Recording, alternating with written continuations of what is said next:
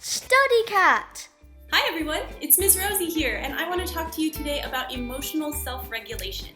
Now, emotional self-regulation is the ability to recognize, understand, and manage our reactions to the things that happen to us. For a lot of kids, and adults for that matter, this can be really hard. But teaching kids the skills to notice and regulate their feelings can have a profound effect on their entire lives.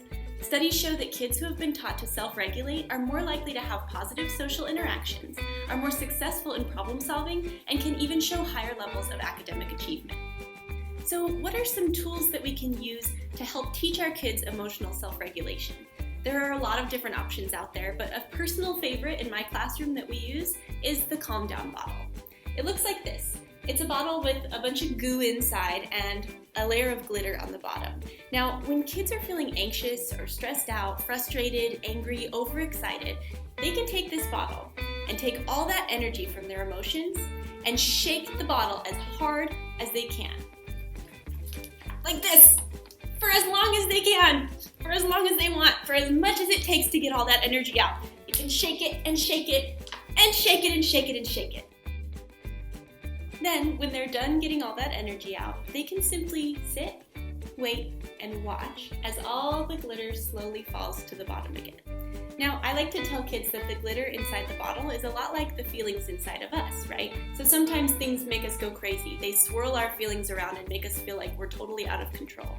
But if we can just sit for a moment and wait and watch and maybe take a few deep breaths, eventually all that crazy swirling will settle back to the bottom and be calm again.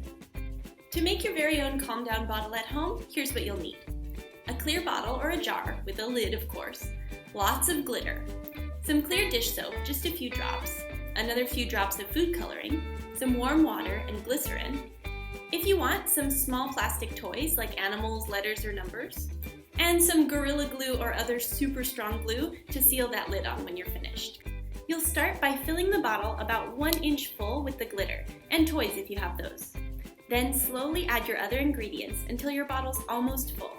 Check the consistency by slowly turning the bottle or using your finger or a popsicle stick, and then add more water or glycerin until the glitter moves just how you want it to. Fill it to the top and then seal your lid really well with your super strong glue. And voila, your very own Calm Down bottle. Thank you so much for joining me today in Miss Rosie's class, and I'll see you next time. Studycat!